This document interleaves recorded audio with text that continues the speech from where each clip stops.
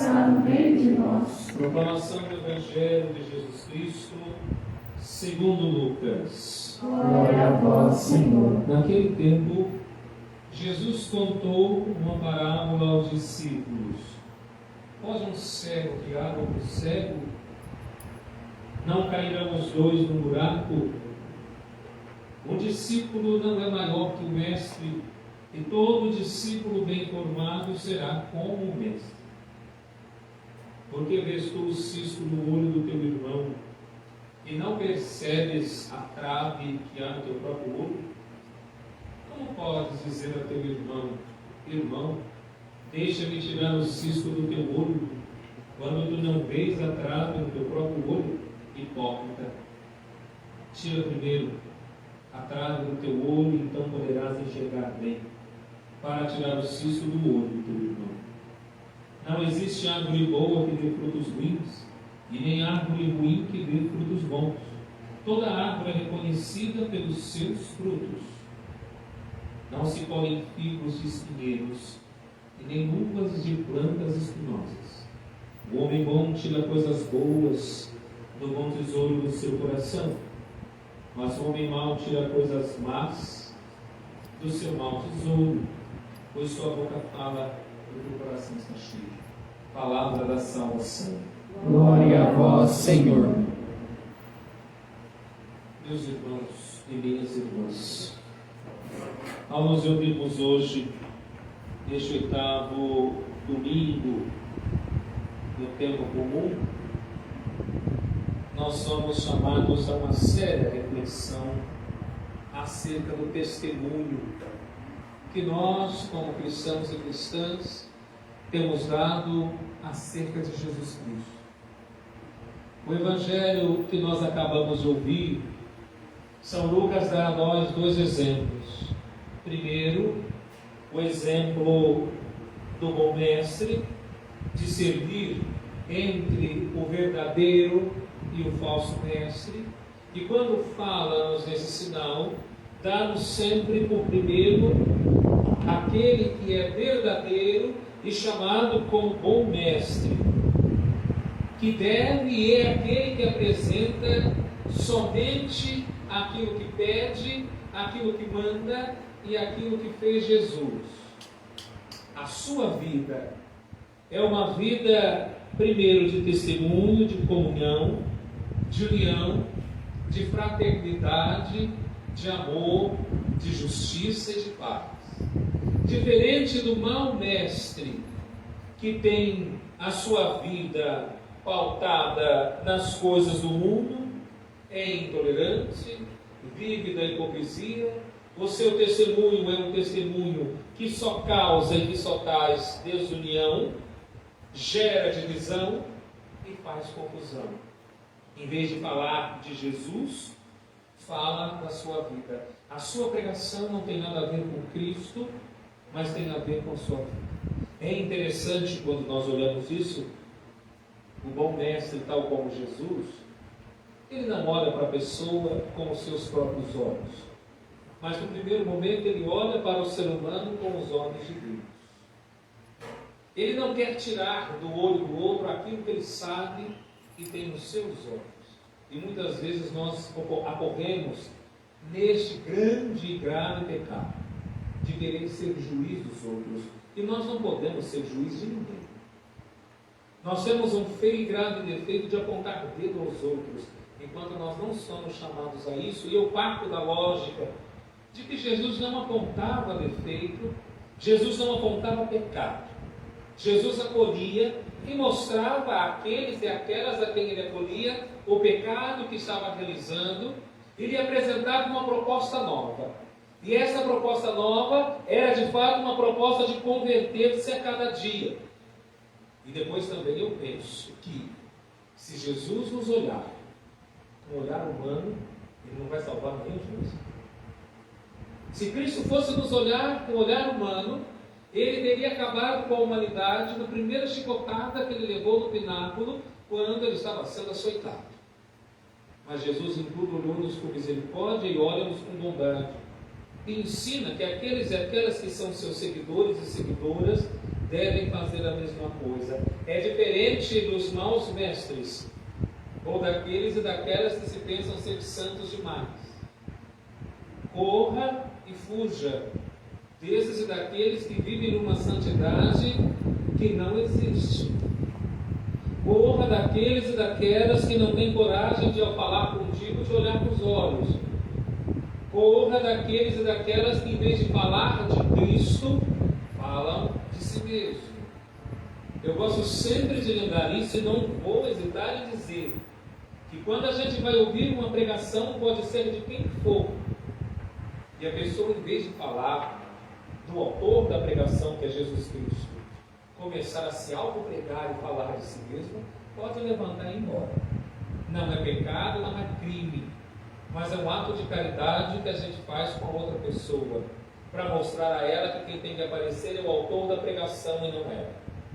Quando nós vamos a algum lugar, seja o padre, seja o pastor ou quem quer que seja, começa a falar demais e ao mesmo tempo, em vez de falar que está fazendo a determinada cura em nome de nosso Senhor, começa a se intitular como Salvador, vai embora, não fique ali, porque é um cego guiando outro cego. Aqui nós não falamos nem de questão de pecado, porque nós vamos falar de pecado, a gente não pode guiar ninguém, até porque nós não sabemos do pecado alívio. Eu sei do meu, e vocês sabem do de vocês. E Deus é tão bom que na hora que a gente atende confissão, a gente escuta e esquece. Até mesmo a gente não lembrar do pecado do outro. Então nós somos chamados a fazer diferente, como cristãos e cristãs, ser sinal da graça de Deus e em meio ao mundo em que nós vivemos. Nós não precisamos de condenação. Nós não precisamos mais de pessoas que nos apontem dedo, nós já temos um mundo inteiro que faz isso. Nós não precisamos mais de uma igreja que nos condene, de padres que nos condenem, de religiosos que nos condenem. Nós precisamos de homens e mulheres e de uma igreja que, como mãe e mestra, acolhe e ama, mostra a nós o nosso pecado, mostra a nós a nossa culpa e está pronta e pronta para nos acolher e para nos amar. Nós não podemos incorrer na hipocrisia de querer dizer ao outro o que ele pode e o que não pode fazer, enquanto nós fazemos pior. Talvez um exemplo muito simples é como o pai e a mãe, que dentro da sua casa fuma e bebe o tempo todo, brigam o tempo todo, quase se matam 24 horas por dia, e querem ensinar ao filho que ele não deve ser assim. Como que eu posso ser exemplo se eu não dou o exemplo? Então aqui está um cego querendo guiar outro. Aqui está um cego querendo, vai cair os dois no buraco e vão se matar dentro do buraco. Então nós não somos chamados à condenação, mas nós somos chamados à graça de converter o nosso coração e levar os outros também a fazer isso. Quando com o nosso testemunho de vida nós conseguimos falar de Jesus Cristo, tudo se torna mais fácil. Mesmo que no início a coisa se torne dificultosa e demore, quando nós nos dispomos a falar de Jesus Cristo e a falar do seu pastoreio e do sinal do seu amor, então nós conseguimos fazer muita coisa. Mesmo que seja a passos lentos, mas o Senhor vai nos concedendo a graça de nos convertermos a cada dia, e na conversão podemos levar outros e outros também a se converterem, porque vão ver em nós o testemunho que eles não veem nos outros. Assim também o livro do Eclesiástico segue o mesmo caminho do Evangelho, e nos dá um conselho muito prático e sábio. Não julguemos as pessoas pela primeira impressão, ou pelas suas atitudes mais ou menos teatrais, mas ao contrário, vamos deixar a pessoa falar, pois as palavras revelam muito a verdade ou a mentira que é em cada coração. Nós temos um costume feio de olhar para a pessoa, você nem conversou com a pessoa. Eu não fui com a cara que ele falou. Eu não fui com a cara de santo. Não, você conhece? Não, mas eu já sei que nosso santo não bate. A gente nunca deve fazer isso. Eu não conheço o coração da outra pessoa. Eu lembrava nas vezes que pode ser que de manhã a pessoa levantou e na sua correria o seu dedo mindinho se encontrou com o dedo da mesa. E no se encontrar por dentro da mesa, aquilo doeu. Então eu não sei de que maneira eu vou te encontrar na rua. Eu não sei de que forma que eu vou te encontrar no meio da rua, se vai ser a primeira, a segunda, ou se você já me viu alguma vez. Então aqui entra um pouco a questão do julgamento. Nós não somos chamados a julgar o livro pela capa sem antes lê-lo, assim como nós não podemos julgar o outro se eu não conheço. Eu não posso dizer que eu não vou com a cara da pessoa só pelo simples fato de que hoje ela amanheceu azeda. Há quem seja azedo 24 horas por dia. Há quem seja amargo por natureza. E nem por isso a gente tem que contar o dedo aí e dizer que está errado ou que está errada. Mas aí o Eclesiástico dá a nós algo de muito importante e que nós não agimos. Deixa a pessoa falar. Conviva com ela. Deixe que ela fale, que ela se aproxime. É ali que nós vamos conhecer o seu coração. É ali que nós vamos conhecer a sua vida. É ali que de fato nós saberemos quem é. Por isso eu falei, quem te não olha no olho, quem corre na hora da conversa e não sustenta o teu olhar, é porque alguma coisa estranha tem. Mas não é porque tem alguma coisa estranha que você vai julgar a pessoa ou vai condená-la. Nós não precisamos disso. Nós precisamos de mais amor e de menos condenação. Basta de tanta condenação. Nós não precisamos disso. A gente condena muito e ama pouco. E nos esquecemos que quando a gente condena, a gente também pode ser condenado e condenado. Quando nós caímos neste pecado de julgar os outros, de olhar a outra pessoa e dela fazer julgamentos sem que a gente a conheça, porque julgamentos ruins ou bons a gente não faz nem de quem a gente conhece. A gente incorre num mal muito típico do nosso meio, que é o mal da fofoca, da intriga. Depois, no final, eu vou lembrar uma história para vocês. Quando nós agimos com os olhos de Deus, então nós fazemos valer aquilo que São Paulo, no final da catequese, a carta aos Coríntios, hoje, vai nos falando acerca da ressurreição. Nós podemos dizer que viver e testemunhar com verdade, com sinceridade, coerência, as propostas que nos deixou Jesus Cristo, é o caminho verdadeiro e necessário para recebermos a vida plena que Deus reserva para cada um de nós. É de fato o nosso testemunho, o nosso anúncio sincero de Jesus Cristo e dele que vai nascer uma comunidade de homens novos e de mulheres novas. É o nosso testemunho verdadeiro de Cristo que vai nos levar de fato a receber a coroa imperecível da glória que o Senhor, justo juiz, nos dará no fim da nossa corrida. Como que por dizer que o nosso céu começa agora. A nossa ressurreição deve ser conquistada agora. Nós não podemos esperar para a hora da morte. Vocês já devem ter ouvido isso, né? De pessoas teimosas que sabem que estão erradas e que precisam se converter. E aí você escuta assim, não, eu tenho 5 minutinhos antes da morte para poder me converter. Olha, não espera 5 minutos, que a gente não tem um segundo. Nós não sabemos como serão os estopores da morte na nossa vida. Não existe essa história de 5 minutos, eu me arrependo e o Senhor me salva. Claro, Ele me salva na sua misericórdia. Me salva pelo seu amor e pela sua bondade. Mas antes de salvar pela misericórdia e pela bondade, Ele também me olha com justiça. E de que forma? E de que maneira eu preparei o meu céu aqui? Eu lembrava semana passada que todos nós que falamos de Deus, nós seremos julgados por Ele, porque nós esquecemos de algo muito importante. Nós falamos de tudo. Vocês já repararam nisso? A gente fala de tudo e a gente prega sobre tudo, mas a gente não prega e não fala daquilo que é importante. Vocês já repararam que nós nos esquecemos nas nossas homilias, nas pregações, de falar do céu, de falar do inferno, de falar do purgatório? O diabo é o que mais aparece nas nossas falas. Mas aquilo que é importante a gente deixa de lado. E nós seremos julgados por isso. Porque hoje nós não falamos mais do céu, que é o nosso lugar. O nosso lugar não é aqui. O próprio São Paulo vai dizer que esse local, essa habitação, essa tenda em que nós habitamos, ela é passageira.